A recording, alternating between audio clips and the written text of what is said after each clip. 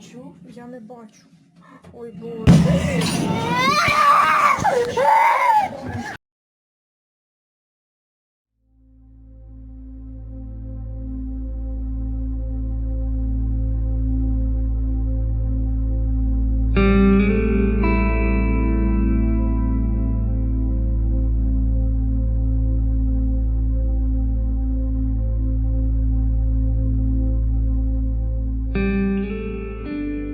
Welcome to our channel. Thank you for taking your time, a few minutes out of your busy schedule to get to know how we survive in Ukraine. Our nonprofit is dedicated to delivering vital humanitarian aid to the rural residents in hard-to-reach, war-torn areas of Ukraine. I'm actually located in central Ukraine. Later you'll hear from our volunteers who are located in a hotspot, southern and eastern Ukraine. And you will hear in their own language and from my own words that the situation here on the ground in Ukraine is very different than how it is presented to you by your Western media channels on CNN, Fox News, MSNBC, or Sky News in the UK or Australia. You see, there are several reasons for that. Let me try to explain why the information differs dramatically. You see, they have professional copywriters, or people who write scripts professionally. And you also have professional teleprompter readers, TV anchors who are professionally trained, and they have many years, sometimes decades of experience of reading from the teleprompter so well that they're able to effortlessly step into your living room from your television screen. And they follow, the copywriters and people who stand behind them, they follow a certain agenda to create a certain narrative, to convince you of certain things. We don't have any agenda other than to show you the real picture on the ground in Ukraine. The situation is devastating, it's tragic, it's chaotic, it's dark, it's diabolical. As you'll see on your screens in just a little bit, you'll see charred buildings, charred cars, dead bodies laying everywhere on the streets, in battlefields, in just open fields of Ukraine. Hundreds and hundreds of dead bodies, decaying. Can you imagine the smell?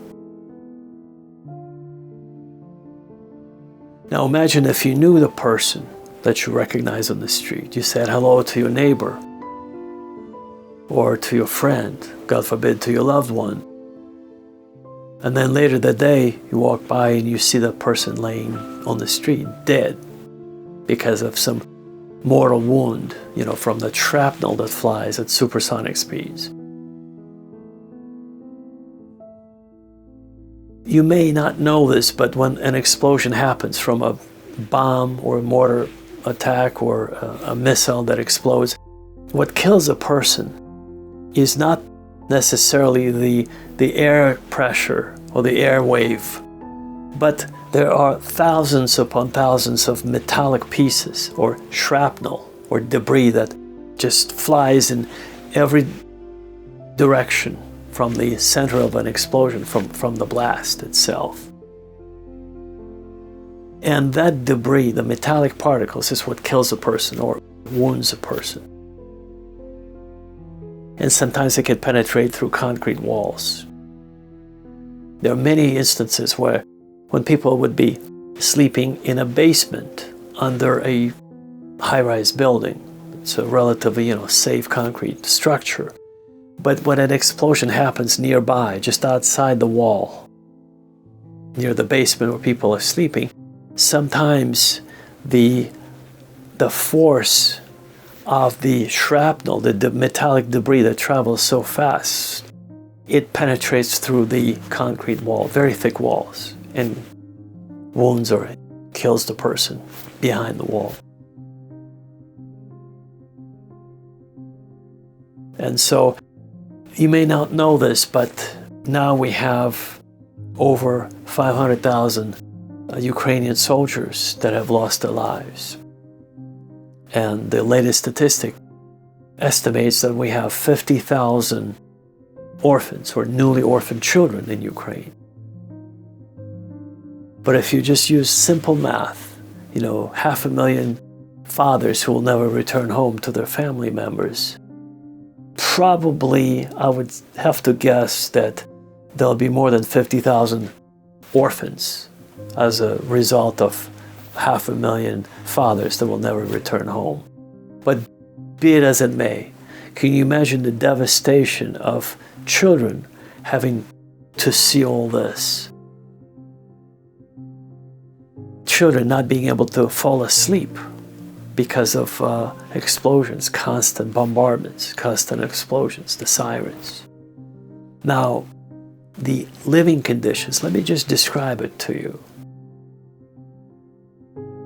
The description that I'd like to give to you that's real, the real situation on the ground in Ukraine is this. Many people, especially in southern and eastern Ukraine, live in basements, or if they're in rural areas, in cellars. Some of them might have basements. Very small quarters where they live without electricity, without water, without heat, without air conditioning, without the bathrooms or water closets, using the British vernacular. Everybody knows it's very dangerous to be outdoors. That's why they stay below ground, indoors. That's the safest place to be. Now, can you imagine living below ground in a small cellar or in a basement months on end? Can you imagine the state of your mind at that point? It's constantly dark, no vitamin D, no nutrition, no showering, not really a bathroom to go to.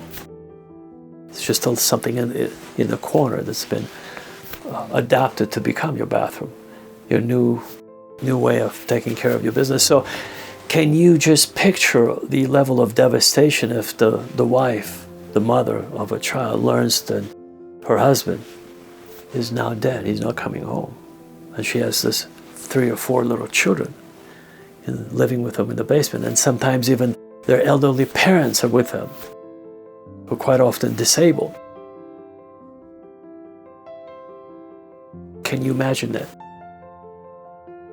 And sometimes, unfortunately, many mothers lose their minds. Sometimes they just can't take it anymore and they walk outside and get killed in an explosion. And that leaves us children newly orphaned, to add to the statistic. And that's what we do at our nonprofit. All of us were volunteers. So we take care of the orphans, the widows, the elderly. We're the only nonprofit that actually focuses on delivering humanitarian aid to rural, hard-to-reach places in Ukraine, where our pastors are volunteers. See, we're believers, and so we have a network of pastors or churches that we use for our humanitarian purposes. So our volunteers, or often pastors, deliver humanitarian aid, which is food, water, and power banks or batteries, so that people could stay in touch with us and let us know they're okay. And sometimes they have to drive through active battlefields or active war zones. And this is, I'm sharing with you something that you'll never learn anywhere else. Quite often, the roads are mined, heavily mined on both sides. And as they drive on those country roads, they quite often see tanks coming right at them. And they have to quickly yield as to not to be crushed by a 50-ton military vehicle. But the roads are narrow, and you can't really get off the road because you'll be blown out by a mine. See, there are mines buried on both sides of the road. That's the reality in Ukraine. And so when they yield, they have to be very careful. We use prayer and the connection to the creator of the universe in a very different, real way. We say a prayer and we hope to be kept safe. And fortunately, thank God, so far we have not lost a single volunteer. All of our pastors are safe. Nothing has happened to them. And then they're able to get there safely and return to their homes, to their family members. So it takes a tremendous amount of faith. That's what's going on the ground. Belief in supernatural, because we realize our lives, we're not in control of anything. Even minute by minute, our lives could end very unexpectedly.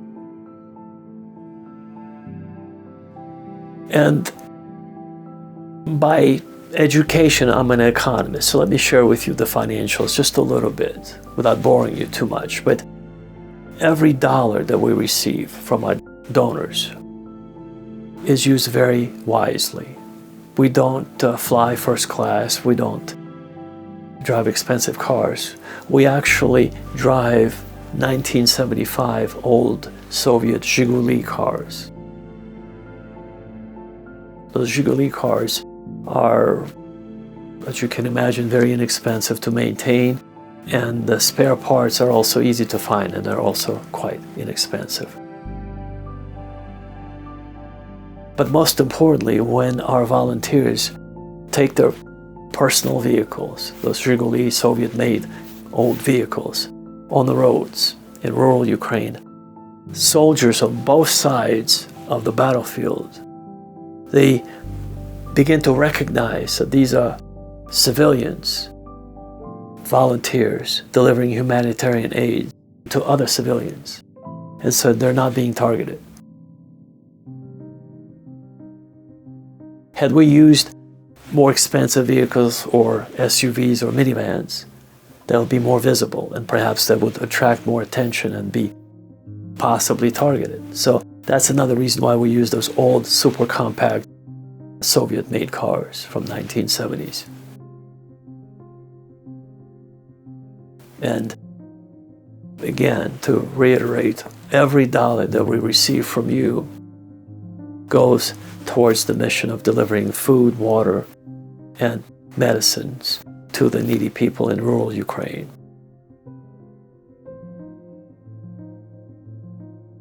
And if you have considered doing something useful or spiritual, or you feel like exploring the world of philanthropy, and if you ever considered making a donation or becoming our monthly supporter, we've actually built a perfect platform for you. You can go to donatetoUkraine.org, choose a make a donation button, and you'll be taken to a secure portal on PayPal where you can make a secure donation by going to donatetoUkraine.org. And then if you would choose make a monthly contribution, the same amount will be taken out from your debit or credit card every month on the same date. And if you have a PayPal account, of course, you can substitute that. You can make a donation from your PayPal account. One other analogy I'd like to give you, a little reference point, what $5 could do, for instance. If you're a coffee drinker anywhere in the West, a cup of coffee would probably cost $5 at least. If you were to donate to us $5, that would ensure that a child, a small child, would be fed, and baby formula would be bought in diapers for a whole week. would be provided for that small child. $7 would keep a family fed for a whole week. What is $7? Well, next time you brush your teeth, you may not have realized, but anywhere in the West, a tube of toothpaste costs about $7 on average. So that would give you a perspective. When you'll be considering brushing your teeth, you might consider becoming our monthly donor at $7 or perhaps even a greater amount. That would keep our family fed for a whole week. That's just to give you a perspective of what we do. Now, the core of our nonprofit's mission is to spread peace in Ukraine and in other parts of the world eventually. And I assure you, even if tomorrow peace will be proclaimed in Ukraine and there will be an armistice declared, ceasefire will be declared, or if we'll reach permanent peace, we will not be resting anywhere. We will actually, work will just begin, because we'll be involved in rebuilding the infrastructure in Ukraine, rebuilding houses, apartment buildings, schools, kindergartens, wastewater treatment plants, which have been all demolished. And so we also would like to promote peace in other countries. After we're done rebuilding Ukraine, we'll take our system or methodology, if you will, to share with other parts of the world where they're going through war and devastation, how to cope with that amount of damage and stress. Speaking of stress, it will probably take a great number of psychotherapists or psychologists and psychiatrists to help the population of Ukraine heal, both adults and especially children. Now imagine we're all going on 1 or 2 hours of sleep. You know, when you have explosions and sirens happening constantly, or people calling you with urgent requests, there is no time to sleep. It's not possible. So you're under constant stress, sort of a level of stress, high level of stress. And that, imagine adults barely able to cope with that. What about children? Well, that's where I think counseling would be crucial. And the post-traumatic stress disorder levels will be extremely high post-war. It would be very difficult for many people to rewire themselves psychologically to be able to go out and enjoy sunshine in the park. You know, perhaps it will take some time to heal. And so, but we will not stop at rebuilding Ukraine. Our goal is to spread the message of peace. And our mission, Agape Ministry of Ukraine, agape, of course, is the biblical term of Greek origin, which means the unconditional love of God that transcends all human understanding, gives us hope. It inspires us to unite into this one global family where we could promote peace and help each other. That's our ultimate goal. Our core mission is to promote peace around the world through diplomatic means, through religious means, through any other means possible, just to avoid this devastation and death and unnecessary lives lost because of corruption, because of hidden agenda, which I'm going to talk in my other videos, the hidden agenda behind the war machine, the military-industrial complex that President Eisenhower had warned us right before his retirement in a televised speech. And indeed, it's a very, very dark industry that profits from the deaths of many, many people around the world. So in other words, they employ special consultants or lobbyists to start wars around the world under very, very underhanded pretenses. And we're going to discuss it later in other videos. On this note, I'd like to say something positive, that because of your support, because of your kind words and your emails that you write to us, that gives us hope to live another day, to have a reason to live, to help other human beings. Your financial support, we're eternally grateful to you for everything that you sent to us. And it gives us the opportunity to buy food, medicine, and water, and to deliver it to the needy, especially those needy people in rural Ukraine, where they otherwise would be neglected if it wasn't for our volunteers from our nonprofit. And so we want to thank you from the bottom of our hearts for everything you've done for us and you're doing for us still. We would like to let you know that if you haven't done so, if you would like to consider becoming our monthly supporter, you could go to our website, www.donatetoUkraine.org, and choose Make a Donation button. Click on that and you'll be taken to a secure page where you can make a donation through PayPal from your debit card or your credit card. We are eternally grateful for any amount you wish to donate. We appreciate any effort that you choose to extend to us to help the needy people of Ukraine live another day. Thank you, and as we say here, Slava Bogu, мы все вместе. Thank God we're working together as a team, as a family. Please join our movement, our peace movement. Sign up for our newsletter. Please share this message with your family, circle of friends and family members to help us promote the message of peace, because we're desperately looking forward for the day when we'll have peace in Ukraine. On this note, I want to thank you again. I want to mention that we pray for your safety, for your well-being out there, no matter where you live. So thank you to all of you, our audience, our supporters. God bless you. Take care. And we truly hope to see you at the very top in paradise of God. Thank you, and we'll talk again soon. Take care.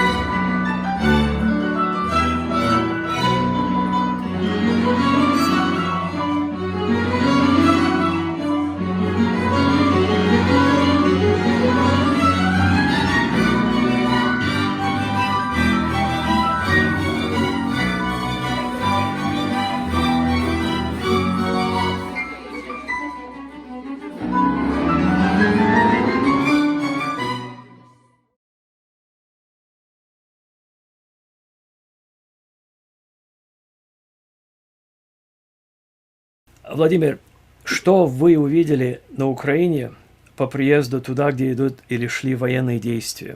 То, что не показывают по центральному телевидению. Ну, наверное, и правильно, что не показывают. Такое не каждый сможет выдержать, смотря, потому что по телевидению смотрят дети, смотрят женщины. Если показывать все, что там происходит, то многие люди просто не могут выдержать этой информации. Поэтому я был, в полном смысле слова есть такое понятие «шокирован». Мы часто его употребляем, но это был как раз тот случай, когда надо это слово сказать. Был шокирован увиденным. Трудно себе представить, себе было, что это вот так вот живыми. Даже находясь там, все время думал, что это какой-то страшный сон просто. Как люди живут во всем этом, как они переносят это все. Откуда берутся такой потенциал внутренних сил продолжать жить, стараться жить? Это, ну, конечно, я думаю, что мы должны все сделать для того, чтобы давать им эти силы, чтобы поддержать их в этом. Все, что с нашей стороны требуется. Иной раз это просто доброе слово.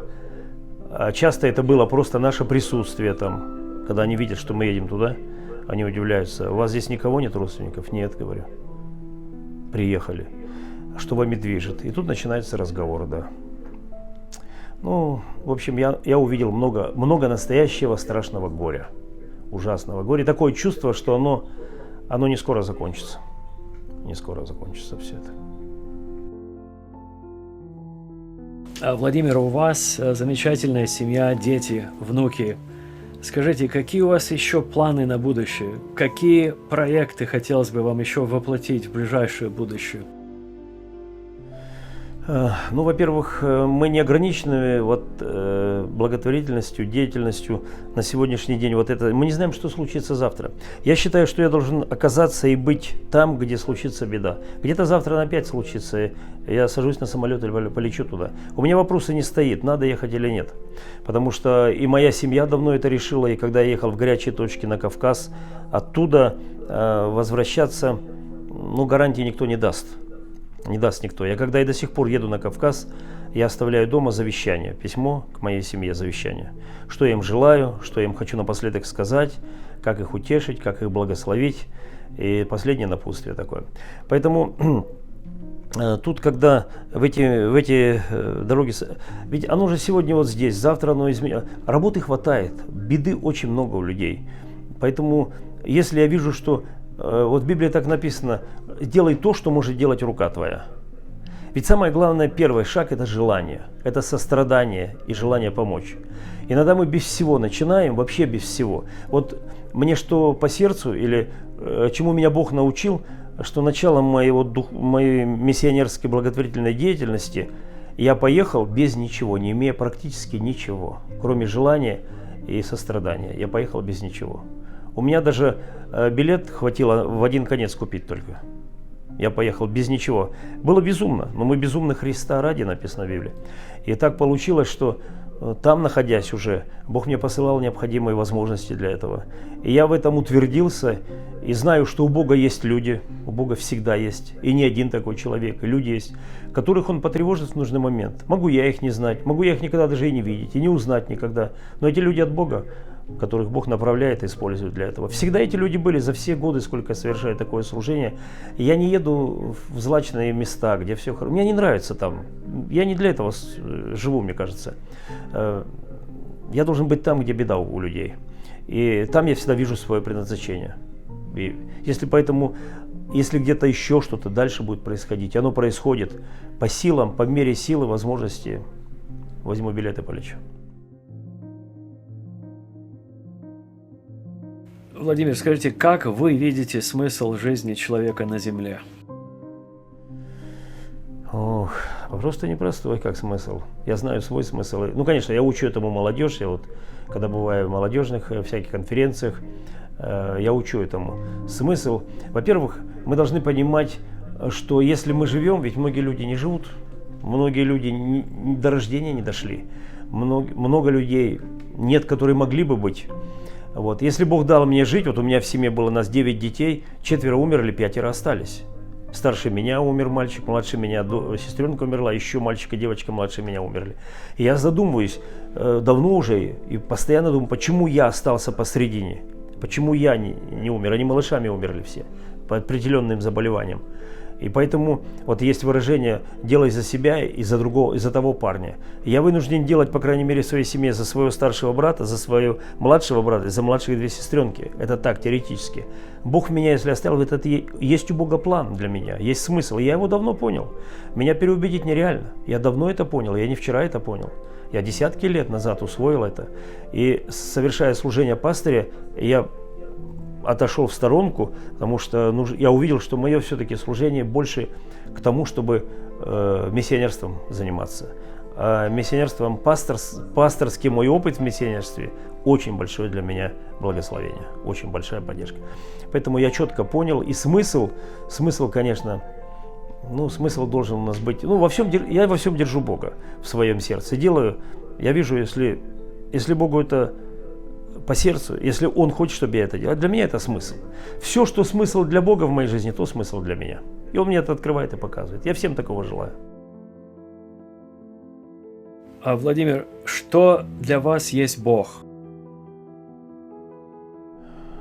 Все. Все им, из Него и к Нему. Утром просыпаясь, давно уже, многие годы, я ни с одним человеком не заговорю. Я к телефону не притронусь, пока с Богом не поговорю. Пусть это будет 2-3 минуты. Заканчиваю день я тоже так же. Для меня Бог все. Я без Бога не представляю жизни. Я реально настолько верю, не просто верю в Него.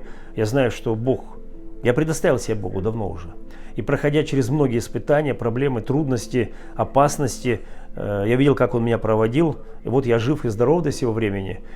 Хотя могла бы жизнь моя реально прерваться много раз. И ни один, и не два случая, а больше было, когда остаться живым у меня было, не было шанса. Бог провел через все это. Для меня Бог все. И я поэтому все делаю от Него. Все делаю через Него. Ему все это доверяю. Поэтому Бог это и моя жизнь, это Бог и моя жена, и мои дети, и мои внуки. Бог и все, что у меня есть, начиная с авторучки, карандаша и заканчивая моей машиной, и мой апартмент, моя квартира. Все это Бог, куда ни посмотрю. Спереди, сзади и со всех сторон. Без Бога я не хочу ни одного дня, ни одной часа жить. Мне не нужна такая жизнь.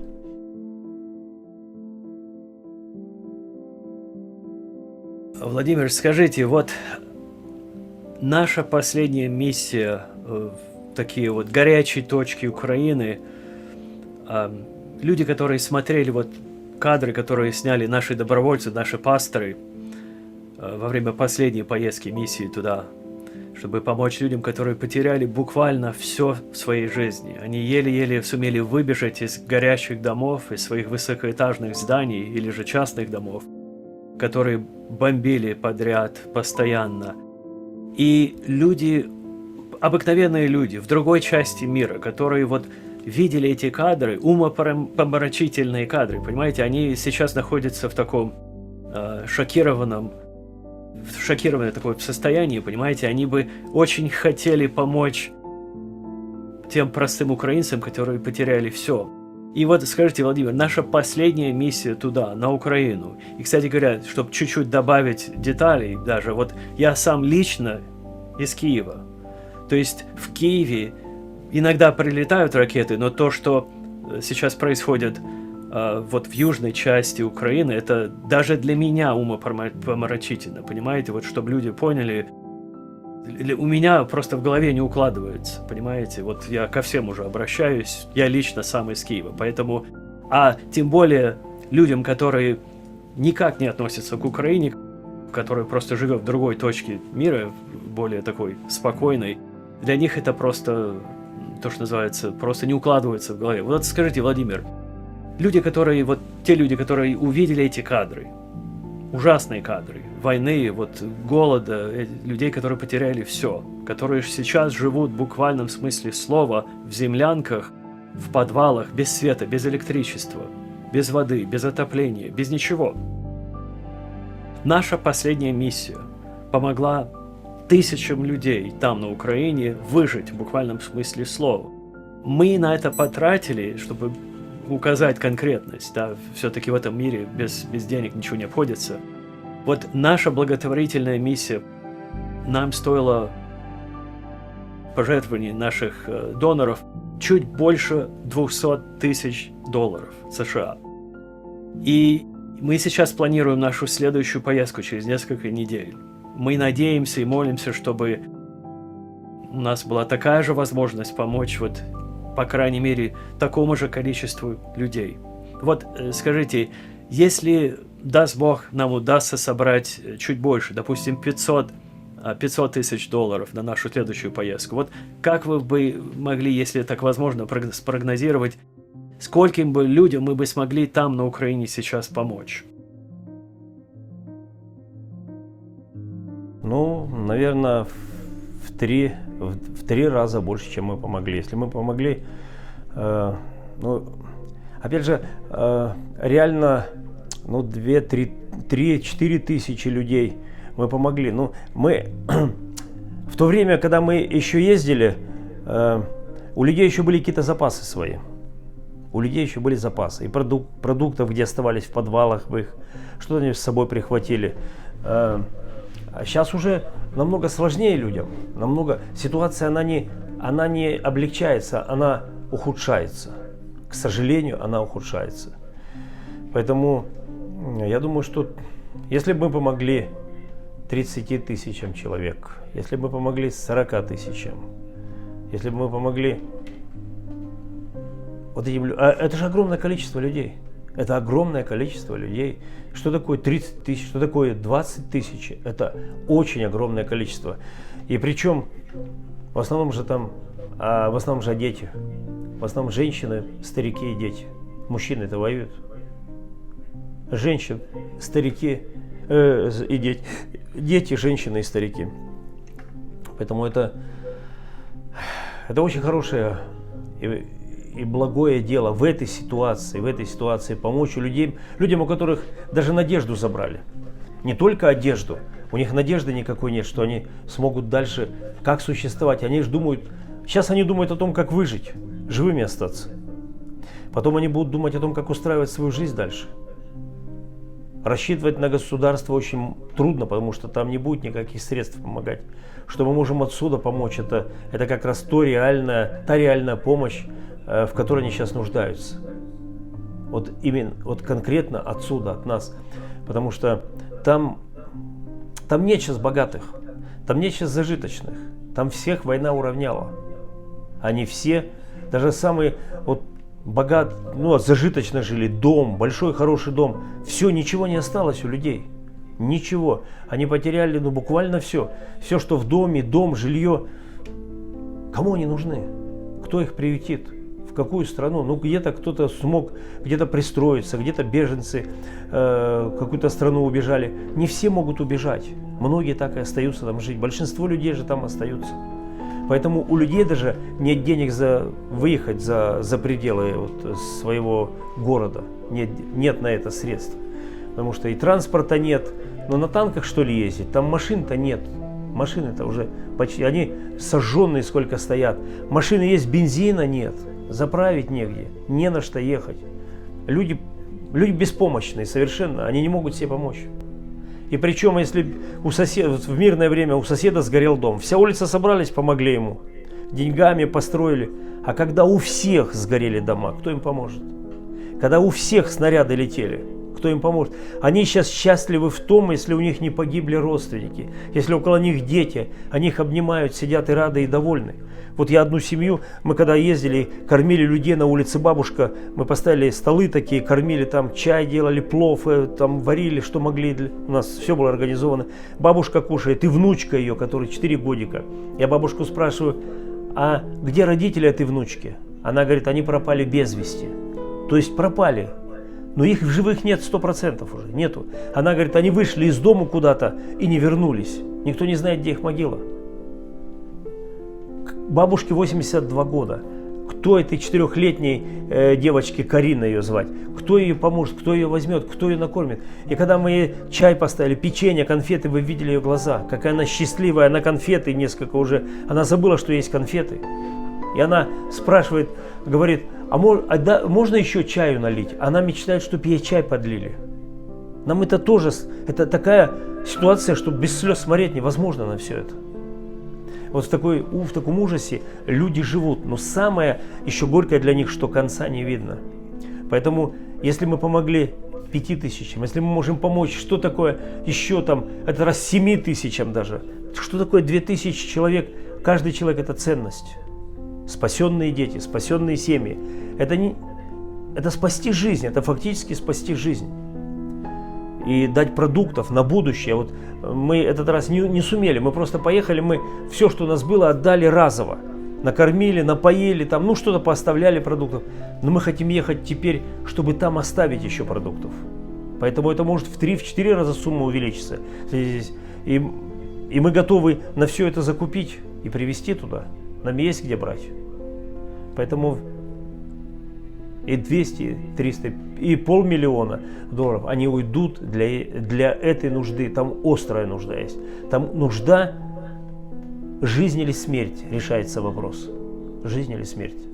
Поэтому все, кто пожелает поучаствовать в этом, это будет большое благословение. Может, имен их знать не будете, и они не могут не знать этих имен, но они Богу скажут: Господи, передай благословение тому, кто меня сегодня накормил. Они скажут Богу. Там нет неверующих людей сейчас в Украине, там все Богу молятся, там все верующие, в нужде все верующие, и они молят Богу. И мы слышали, они молятся и говорят: мы не знаем, кто нам помогает. Бог, помоги теперь тем, кто нам помогает, благослови этого человека. И эти молитвы работать будут. И Бог сам распорядится и пошлет еще больше благословения тем, кто помогает и заботится о тех, кто в нужде.